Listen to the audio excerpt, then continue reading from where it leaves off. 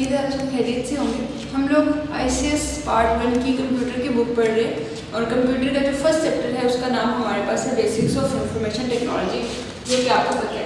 Basics of information technology वाला chapter हम लोग पढ़ रहे हैं, तो ये चैप्टर हमारे लिए बहुत इंपॉर्टेंट है। किस लिए इम्पॉर्टेंट है? अगर हम पेपर के लिहाज से देखा जाए, उसमें इसकी वेटेज देखा जाए, तो उस लिहाज से बहुत इंपॉर्टेंट है। इसमें से आपके पास 2 MCQs आएंगे, हो सकते हैं कि इसमें से आपके पास 2 MCQs आ सकते हैं, 3 शॉर्ट क्वेश्चन आ सकते हैं और आपके पास एक जो है वो इसमें से लॉन्ग क्वेश्चन आ सकता है। अगर इस लिहाज से इसकी वेटेज देखा जाए तो आपके पास जो लॉन्ग क्वेश्चन होगा वो 8 मार्क्स का होगा, जो 3 शॉर्ट क्वेश्चन होंगे वो 6 मार्क्स के होंगे और जो 2 MCQs होंगे वो 2 मार्क्स के होंगे। अगर ओवरऑल 75 में से हम इसकी वेटेज देखें तो हमारे पास इसमें से 16 मार्क्स आते हैं। आपके पास अगर आप चैप्टर 1 को बहुत अच्छे से तैयार कर लें और इसको इस लिहाज से तैयार करें कि इसमें से 2 MCQs को प्रिपेयर करें, 3 शॉर्ट क्वेश्चंस को कर लें और 1 लॉन्ग क्वेश्चन को कर लें, तो इस लिहाज से आप 75 में से 16 मार्क्स जो है वो इस चैप्टर में से ले सकते हैं। बहुत इंपॉर्टेंट चैप्टर है, बहुत बेसिक्स के बारे में बताया गया है, सारी बेसिक्स इसमें बताई गई हैं। किस तरह से हमारे पास कंप्यूटर है, कौन से कंपोनेंट्स है, किस तरह काम करता है, उसकी सारी वर्किंग, आपको ये सारी चीज़ें बहुत अच्छे से यहाँ पर क्लियर हो जाएगी। हम आज के टॉपिक की तरफ जाते हैं। तो आज का हमारा जो टॉपिक है वो है कंपोनेंट्स ऑफ कंप्यूटर। कंपोनेंट्स किन चीज़ को कहते हैं? अगर हम उर्दू में कंपोनेंट्स का मतलब समझे तो हमारे पास उर्दू में होता है अज्जा। जिन चीज़ों से मिलकर हमारे पास मुरक्कब हो जाता है ना, बहुत सारी चीज़ें मिला के आपने कोई चीज़ बना देनी, तो कंपोनेंट्स वो अज्जा होते हैं जो मिलके एक पूरा कंप्यूटर को बनाते हैं। एक भी चीज़ उसमें से मिसिंग होगी तो हमारे पास हमारा कंप्यूटर जो है उस तरीके से काम नहीं करेगा, बिल्कुल एफिशिएंट काम नहीं करेगा। कुछ चीज़ें इसमें बहुत इंपॉर्टेंट होंगी और कुछ चीज़ें बहुत ऐसी भी होती हैं जिनके बगैर आपका गुजारा हो भी सकता है। तो अगर हम बात करें कंपोनेंट्स ऑफ कंप्यूटर की, तो हमने अपने लास्ट लेक्चर में ये कवर किया हुआ कि हमारे पास सबसे पहले क्या चीज़ होती है? डाटा होता है। ठीक है, डाटा हमारे पास, डाटा के ऊपर जब प्रोसेसिंग अप्लाई करते हो तो इन्फॉर्मेशन में उसको कन्वर्ट कर देता है। डाटा हमारे पास रॉ फैक्ट्स एंड फिगर्स थे जिनके ऊपर प्रोसेसिंग अप्लाई हुई और उसने उसको इन्फॉर्मेशन में कन्वर्ट कर दिया। जो इन्फॉर्मेशन है इसको आप बाद में इस्तेमाल करने के लिए स्टोर भी कर सकते हो। 4 ये जो स्टेप्स होंगे तो ये आपके पास आपका कंप्यूटर जो है मोस्टली इन 4 जो स्टेप्स है इनको फॉलो कर रहा होता है, इनको कंप्लीट कर रहा होता है। हम बात करेंगे डाटा की, तो डाटा आपने अपने कंप्यूटर में किसी न किसी तरीके से एंटर करना है। आप एंटर करोगे तो ही प्रोसेसिंग अप्लाई होगी। अगर आपने अपने कंप्यूटर के अंदर डाटा ही एंटर नहीं किया तो आपके पास उसको प्रोसेसिंग वाला अमल जो है वो बहुत मुश्किल हो जाएगा। उसके लिए क्या है, आपने सबसे पहले अपने कंप्यूटर के अंदर डाटा को एंटर करना है। डाटा को एंटर करने के लिए आपके पास बहुत सारी इनपुट डिवाइसेस मौजूद हैं। इनपुट डिवाइसेस के थ्रू आप क्या कर रहे होते हो? आप डाटा को एंटर कर रहे हो। तो सपोज अगर मैं आपको एक बहुत छोटी सी एग्जांपल दूं, आपके पास एक कैलकुलेटर है, आप उस कैलकुलेटर के थ्रू आपने सम करना है। सम करना है आपने अपने टोटल आपके जितने भी मार्क्स हैं। सपोज आपका रिजल्ट है, आपने पेपर दिए, आपके मार्क्स आ गए, आपके पास 7 सब्जेक्ट्स है और 7 सब्जेक्ट्स के मार्क्स है आपके पास। अब अगर आप मैन्युअली उसको करोगे तो मुश्किल हो जाएगा। आप चाह रहे हो कि मैं उसको कैलकुलेटर के ऊपर परफॉर्म करूँ। जब आप कैलकुलेटर के ऊपर परफॉर्म कर रहे हैं वो आपके पास डाटा के फॉर्म में ना, जिसमें से आपको पता नहीं चल रहा कि मेरे टोटल मार्क्स कितने बन रहे हैं। आपके टोटल मार्क्स की बेस पे ही आप फाइंड कर सकते हो कि आपके अच्छे मार्क्स हैं या बुरे मार्क्स हैं या आपकी एवरेज कितनी पे आ रही है। तो उसके लिए क्या करोगे आप? सबसे पहले आप अपने कैलकुलेटर के जो कीबोर्ड है जहाँ पर नंबर्स लिखे हुए होते हैं वहाँ से आप डाटा को एंटर कर रहे होते हैं। किस तरह से एंटर कर रहे होते हैं? आपके फिजिक्स में जितने मार्क्स हैं वो एंटर करते हैं। फिजिक्स के, केमिस्ट्री के, बायोलॉजी के, मैथ्स के सारे जो मार्क्स होंगे उनको आप अपने कैलकुलेटर में कीबोर्ड के थ्रू एंटर करोगे। जो कीबोर्ड के थ्रू आपने एंटर कर लिया तो आपका जो कैलकुलेटर का जो प्रोसेसर होगा वो उसमें प्रोसेसिंग करेगा। प्रोसेसिंग करने के बाद आपकी जो स्क्रीन होगी उसके ऊपर आपको जो आउटपुट का रिजल्ट शो हो जाएगा और आप उसको स्टोर भी कर सकते हैं। यही वाली चीज़ें अगर आप अपने लैपटॉप में या अपने कंप्यूटर या अपने डेस्कटॉप में देखें तो उसमें भी आपके पास इनपुट डिवाइसेस होती हैं। इनपुट डिवाइसेस आपके कंप्यूटर के अंदर डाटा को एंटर करती हैं। प्रोसेसिंग डिवाइसेस आपके उस डाटा के ऊपर प्रोसेसिंग अप्लाई करती हैं।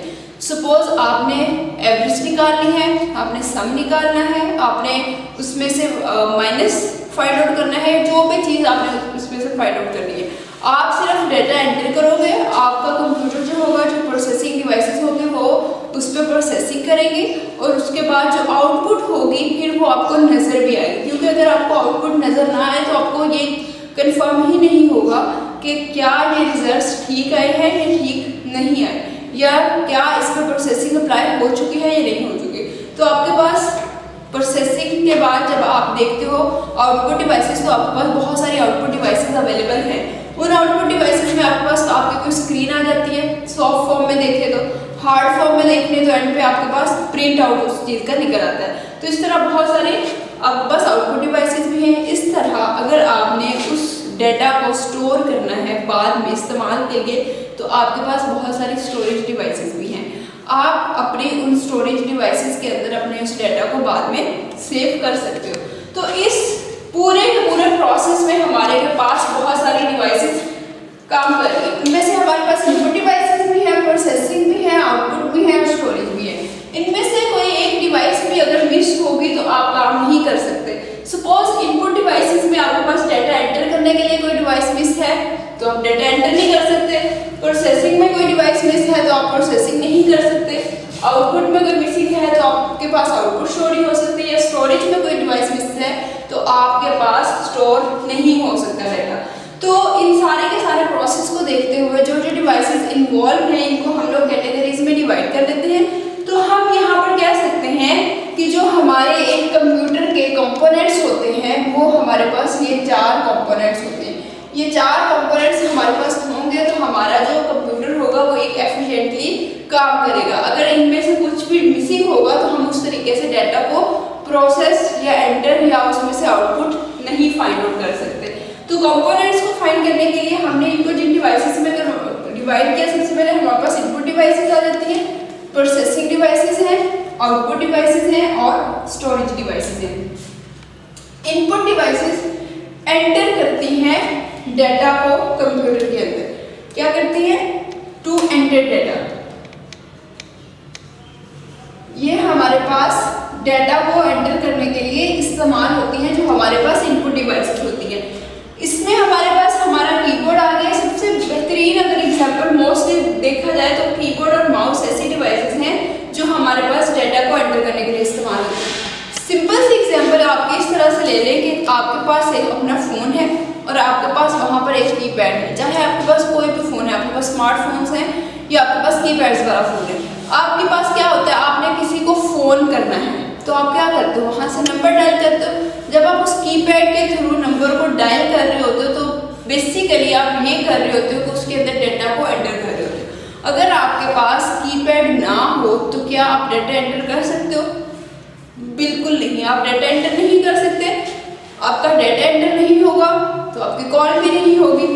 अगर आपने मैसेज किसी को करना है तो मैसेज करने का भी यही प्रोसेस है कि आपके पास डायल पैड होगा, आपके पास कीपैड होगा, आप उसके थ्रू क्या करोगे, अपना मैसेज को टाइप करोगे तो आगे सेंड कर सकते हो। अगर आपने अपना मैसेज टाइप नहीं किया, अगर आपने अपने कंप्यूटर के अंदर डेटा को एंटर नहीं किया तो उसके ऊपर दूसरी कोई भी और प्रोसेसिंग जो है वो इम्प्लीमेंट नहीं हो सकती। बहुत इंपॉर्टेंट एग्जाम्पल में हमारे पास सबसे ज़्यादा यूज़ होने वाला कीबोर्ड और माउस है जो सबसे ज़्यादा कंप्यूटर में डेटा को एंटर करने के लिए इस्तेमाल होता है। कीबोर्ड हमारे पास बटन्स होते हैं जिनके थ्रू हम कोई भी वैल्यूज़ एंटर करते हैं। कैसे करते हैं? जिस तरह आप अभी मैसेजेस वाली बात बताई, या आपने कोई असाइनमेंट बनानी है तो उसके लिए आप क्या कर रहे होते हो, कीपैड से लिख रहे होते हो। अगर हम बात करें माउस की तो माउस हमारे पास एक पॉइंटिंग डिवाइस है। ये हमें क्या करता है, आपके पास आपकी टच स्क्रीन होती है, या अगर मैं आपके पास टच स्क्रीन नहीं भी है, आपके पास बटनों वाला फ़ोन भी होता है, तो आप क्या करते हो, उसके ऊपर एरोस के चारों साइडों पे बटन होते हैं, ऊपर नीचे लेफ्ट और राइट पे, ठीक है। उसमें आप क्या कर रहे होते हो, आपने उन बटन्स को क्लिक करते हो तो वो एरो नीचे नीचे नीचे नीचे आता रहता है और आपने जिस पर क्लिक करना होता है आप उस पर जाकर उसको ओके कर देते हो। अगर आपके पास वो वाले बटन्स ना हो तो क्या आप काम इस तरह से कर सकते हो कि आपने जो चीज़ ओपन करनी है सिर्फ उसी पर ही ओपन हो? बिल्कुल भी नहीं। इसके लिए आपके पास जो माउस वाला बटन है या जिसको एरो के बटन्स कहते हैं वो बहुत ज़रूरी होता है आपके पास। आपकी अगर टच स्क्रीन की बात की जाए तो उसमें आपने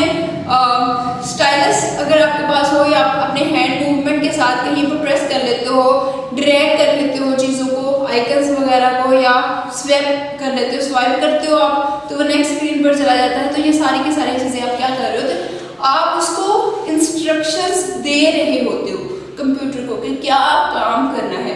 सिंगल क्लिक करते हो या डबल क्लिक करते हो तो फोल्डर ओपन हो जाता है, क्लिक करते हो तो वो फोल्डर ओपन हो जाता है, या आपने डिलीट के बटन पर क्लिक करते हो तो वो डिलीट हो जाता है। तो ये सारी की सारी चीज़ें आप क्या कर रहे हो, आप उसको इंस्ट्रक्शंस दे रहे हो, आप अपने कंप्यूटर को हिदायत दे रहे हो कि ये मैं काम कर रही हूँ। अगर मैं मैसेज फलां पे आके आपको डिलीट कह रही हूँ तो इसका मतलब है आप सिर्फ इसी मैसेज को डिलीट करोगे, आप किसी और मैसेज को डिलीट नहीं करोगे। इसी तरह हमारे पास स्कैनर होता है। स्कैनर हमारे पास इसी तरह जिस तरह हमारा एक कैमरा है, क्या करता है ये हमारे पास कन्वर्ट कर देता है हार्ड फॉर्म में जो डाटा होता है उसको सॉफ्ट फॉर्म के अंदर।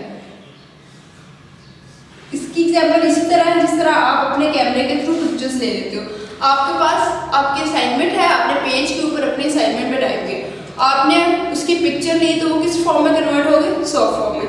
बिल्कुल इसी तरह स्कैनर काम करता है। स्कैनर क्या होता है, इसके अंदर आप अपना पेज रख देते हो, ये आपके पेज का इमेज बना देता है। बिल्कुल इस तरह जिस तरह आप क्या कर रहे हो, तो फोटोकॉपियर मशीन के पास होती है जिस तरह फोटोकॉपियर मशीन, उसी तरह का ये होता है। ये इसको आप लिड को ऊपर उठाते हो, उसके अंदर अपना पेज रखते हो और आपके पास जो आउटपुट है वो सॉफ्ट फॉर्म में आपके पास आपकी स्क्रीन के ऊपर नजर आ जाती है। तो बेसिक इसका काम है ये हार्ड फॉर्म को सॉफ्ट फॉर्म में कन्वर्ट कर देता है। मतलब कि ये सिर्फ वैल्यूज को एंटर करने के लिए ही इस्तेमाल हो जाता है।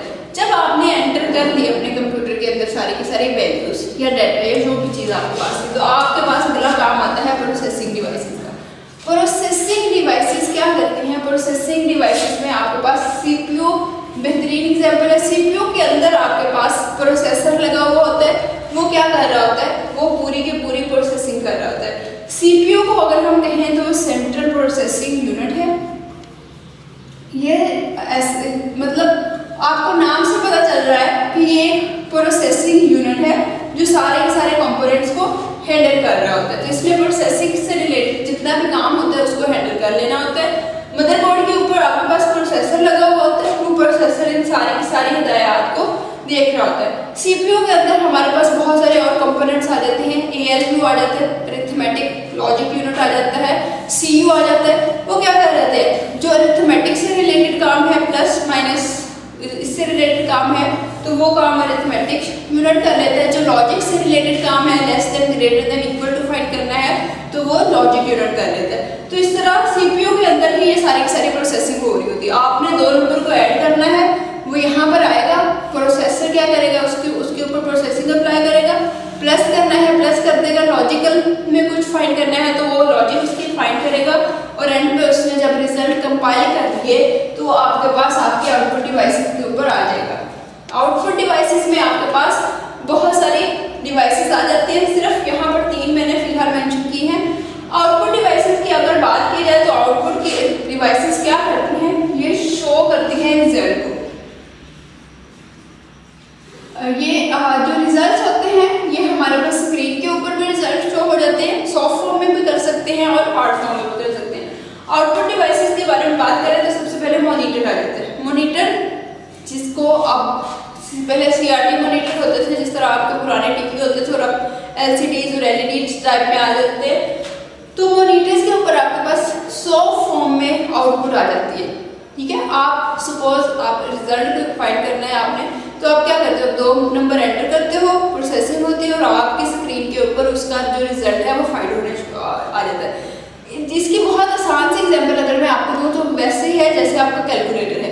कैलकुलेटर के ऊपर आपने एंटर की वैल्यूज, यहाँ पर आगे आपने कीबोर्ड के थ्रू वैल्यूज एंटर की 2 + 2। प्रोसेसिंग ने क्या किया, उसको रिजल्ट को प्रोसेस किया, मतलब उसने कहा कि इसका 4 रिजल्ट है, और इस जो कैलकुलेटर की स्क्रीन है उसके ऊपर आपको 4 जो है वो नजर आना शुरू हो जाएगा। तो यही वाले सारे के सारे काम है, मॉनिटर के ऊपर आपको रिजल्ट जो है वो स्क्रीन के ऊपर नजर आना शुरू हो जाता है। अगर हम प्रिंटर की बात करें तो प्रिंटर ऐसे है जैसे आपकी सॉफ्ट फॉर्म को हार्ड फॉर्म में कन्वर्ट कर देता है। आप प्रिंट आउट ले लेते हो हार्ड फॉर्म में, जो वैल्यूज जो पेपर के ऊपर प्रिंट रिजल्ट हो जाता है। दोनों में डिफरेंस ये है कि मॉनिटर आपको स्क्रीन पे रिजल्ट शो करवाता है और जो प्रिंटर है वो एक पेज के ऊपर आपको रिजल्ट जो है वो शो करवा देता है। इसी तरह स्पीकर भी हमारे पास एक आउटपुट डिवाइस है। स्पीकर कैसे आउटपुट डिवाइस है कि आपको सुनाई देती है, आप उसमें से आउटपुट ले रहे होते हो, आप उस चीज़ों को सुन रहे होते हो जो आपके पास इंफॉर्मेशन आ रही होती है। तो ये क्या कर देता है, जिस तरह माइक में कोई एक बंदा बोलता है, फिर वो पूरी की पूरी प्रोसेसिंग होती है और आप तक आवाज़ आती है, तो स्पीकर आपके पास एक ऐसे आउटपुट डिवाइसेस है जो साउंड को आप तक पहुँचा रही होती है। अच्छा, आपके पास ये सारा काम हो गया, रिजल्ट आ गया, अब आपके पास ऑप्शन है कि आप उसको स्टोर भी कर सकते हो। अगर आपको इसको स्टोर करना है तो आपके पास बहुत सारी प्रोसेसिंग स्टोरेज डिवाइसेस इस्तेमाल हो रही हैं। आपके पास CD DVD के बारे में आप बहुत अच्छे से फेमिलियर होंगे, आपने बहुत सारी वीडियोस वगैरह मूवीज़ वगैरह देखते होंगे, तो आप गेम्स की वीडियोस लेके आ रहे होते हैं, तो वो क्या होती है, वो स्टोर कर रही होती है डाटा को परमानेंटली। CD या DVD के अंदर आपके पास डाटा जो है वो स्टोर हो रहा होता है। इसके अलावा USB के साथ आप सब लोग बहुत अच्छे से फेमिलियर होंगे। आप सबके पास USB फ्लैश ड्राइव होती हैं, आप एक दूसरे से ले लेते हो, मूवीज़ लेनी है, आपने किसी दूसरे से डॉक्यूमेंट्स लेने हैं, नोट्स लेने हैं, तो आप फ्लैश के अंदर क्या कर रहे होते हो, वो अपनी सारी की सारी चीज़ें एक दूसरे से कॉपी कर रहे होते हो। फ्लैश के अंदर जो आप डाटा रख रहे होते हो, आपके ख्याल में ये हो रहा होता है, आप ये कह रहे हो कि हम इसको स्टोर कर रहे होते हैं, तो वो एक परमानेंटली स्टोरेज डिवाइसेस में आ जाती है। हार्ड डिस्क में आपके पास एक्सटर्नल भी होती है और आपकी इंटरनल भी होती है। एक्सटर्नल ये कि आपके पास हार्ड डिस्क होती है, उसकी अगर कैपेसिटी ज़्यादा होगी तो आप उसके अंदर ज़्यादा अमाउंट में डाटा जो है वो स्टोर कर सकते हो। एक इंटरनल डिवाइस आपके जो हार्ड डिस्क है वो आपके सिस्टम के अंदर भी लगी हुई होती है, जिसके थ्रू आप अपने कंप्यूटर के अंदर सारा डाटा जो है वो सेव कर सकते हो। यहाँ तक हमने पूरी की पूरी डिवाइसेस को कवर किया है कि हमारे पास इनपुट डिवाइसेस होती हैं, प्रोसेसिंग इनपुट से डाटा जैसे एंटर करते हैं तो प्रोसेसिंग डिवाइसेस डाटा को प्रोसेस कर देती हैं। प्रोसेस करने के बाद वो आउटपुट डिवाइसेस को रिजल्ट दे देती हैं कि रिजल्ट फाइंड हो जाए, स्क्रीन पर शो हो जाए या प्रिंट फॉर्म में आ जाए, और उसके बाद अगर आपने उसको बाद में इस्तेमाल करना है तो आप उसको स्टोरेज डिवाइसेस में स्टोर भी कर सकते हो। अगर हम अपने पूरे के पूरे सिस्टम का प्रोसेस देखें कि हमारा सिस्टम किस तरह से इन सारी डिवाइसेस को मिला के आपस में काम करता है, तो ये एक ब्लॉक डायग्राम यहाँ पर मैंने ड्रॉ की हुई है। इससे आपको बहुत अच्छे से क्लियर हो जाएगा कि हमारा कंप्यूटर बेसिकली काम किस तरह से कर रहा होता है। सारी की सारी डिवाइसेस अगर आपस में मिलती हैं तो किस तरह से आपस में मिलती हैं और किस तरह से हमें रिजल्ट्स जो है वो शो कर देती हैं। सबसे पहले इनपुट डिवाइसेस की बात की हम लोगों ने। इनपुट डिवाइसेस क्या करती हैं, सेंड करती हैं डाटा CPU को।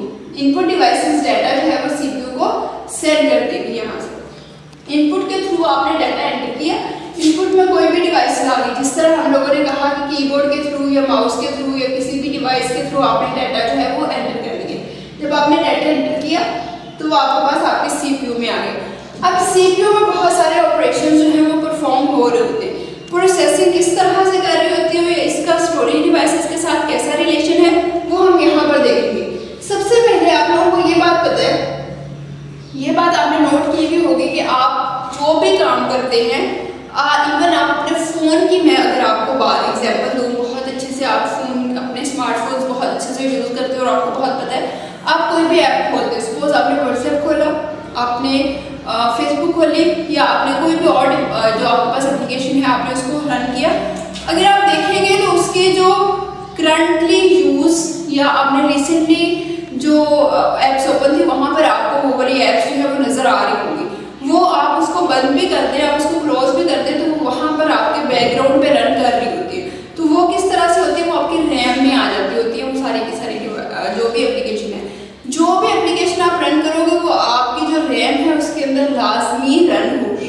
तो जब रैम के अंदर रन होगी, लेकिन उसकी बात एक और बताऊँ आपको कि जब आप रैम या मेमोरी की बात करूँ तो मेमोरी आपके पास वोलेटाइल मेमोरी होती है, जो टेम्परेरी मेमोरी होती है, उड़ जाने वाली। आप अपना सिस्टम जैसे शट डाउन करते हो या आप अपने फ़ोन को रीस्टार्ट करते हो तो आपकी वहाँ से जो ऐप्स होती हैं वो बिल्कुल ख़त्म हो जाती है। या आपको अगर मैं आपके कंप्यूटर की एग्जांपल दूँ, आप कंप्यूटर पे कोई मूवी देख रहे हैं, जब आप मूवी देख रहे हो तो वो मूवी आपके पास आपकी रैम में आ रही होती है, आपकी मेमोरी में चल रही होती है। जब आपकी मेमोरी में आ जाती है तो फिर क्या होता है, फिर आपके पास ये होता है कि जैसे ही आपके पास लाइट ऑफ हो जाती है, आपका सिस्टम शट डाउन हो जाता है, जब आप दोबारा चलाते हो तो वहाँ पर आपकी मूवी नहीं चल रही होती। आपको दोबारा से आपकी जहाँ पर उसको आपने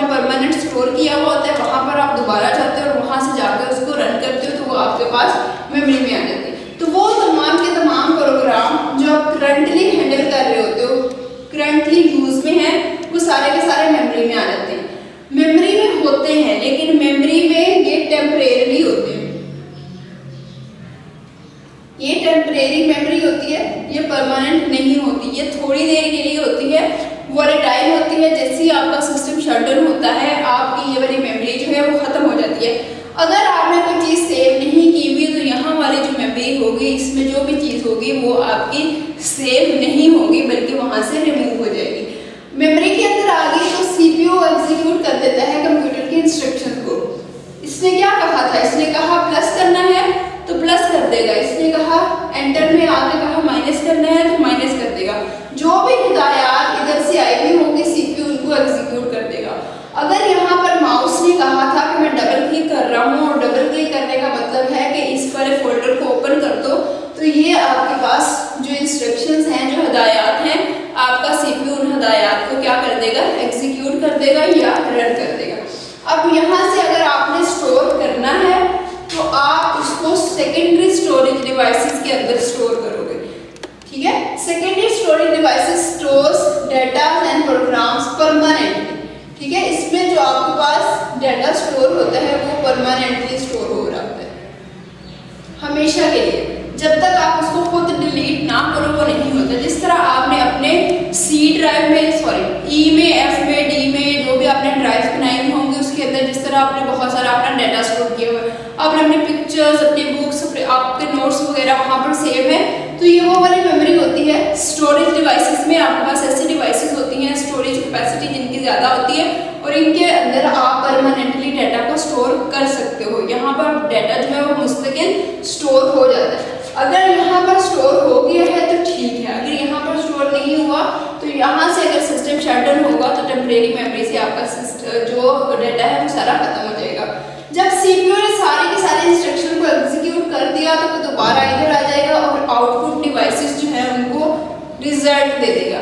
आउटपुट डिवाइसेस क्या करती हैं, output devices make processed data available. Processed data क्या होता है, हम लोगों ने अपने लास्ट लेक्चर्स में सबसे ज़्यादा बात अगर की है तो मेरे ख्याल में प्रोसेस्ड डाटा की ही बात की है। तो प्रोसेस्ड डाटा का मतलब यही है कि हमारे पास इंफॉर्मेशन है जिसके ऊपर प्रोसेसिंग जो है वो अप्लाई हो चुकी है। तो ये हमारे पास इंफॉर्मेशन आ गई है, ये जो है इंफॉर्मेशन आपके पास अवेलेबल हो जाएगी आपकी आउटपुट डिवाइसेस के ऊपर। और वो आउटपुट डिवाइसेस जो है वो अगर मॉनिटर की फॉर्म में होगी तो उसके ऊपर सॉफ्ट फॉर्म में डाटा जो है वो शो हो जाएगा और अगर प्रिंटर की फॉर्म में होगी तो आपके पास जो डाटा है वो हार्ड फॉर्म में कन्वर्ट हो जाएगा। आज हम लोगों ने कंप्यूटर के कंपोनेंट्स की बात की है। कंप्यूटर के कंपोनेंट्स में अगर हम देखा जाए तो इसका मतलब, कंपोनेंट्स का मतलब यही था कि हमारे पास जो हमारा कंप्यूटर बनता है वो किन किन चीज़ों को मिलके या किन किन अज्जा से मिलकर आपस में बन जाता है। आपस में कोऑर्डिनेशन होती है तो सही से काम होता है। अगर किसी एक चीज़ को कहो कि आप वो एक कंप्यूटर है तो ऐसा नहीं है। सारी डिवाइसेस आपस में मिलेंगी तो हम कहेंगे हाँ जी ये कंप्यूटर है जो हमारे पास काम कर रहा है। उसमें हमारे पास इनपुट डिवाइसेस आ गई हैं, हमारे पास प्रोसेसिंग डिवाइसेस आ गई हैं, आउटपुट डिवाइसेस आ गई हैं और स्टोरेज डिवाइसेस आ गई हैं। इनपुट डिवाइसेस की अगर हम लोग बात करें तो इनपुट डिवाइसेस हमारे पास डाटा को एंटर करने के लिए इस्तेमाल होती हैं। प्रोसेसिंग डिवाइसेस उन डाटा के ऊपर प्रोसेसिंग को अप्लाई करने के लिए इस्तेमाल होती हैं। आउटपुट डिवाइसेस आपके पास रिजल्ट्स को शो करती हैं और स्टोरेज डिवाइसेस आपके पास आपकी जो भी डाटा जो है उसको परमानेंटली अगर स्टोर करना हो तो परमानेंटली स्टोर करने के लिए इस्तेमाल हो रही होती है। यहाँ तक हमारा आज का लेक्चर कवर हुआ है। हम नेक्स्ट लेक्चर की तरफ इंशाल्लाह दोबारा मूव करेंगे।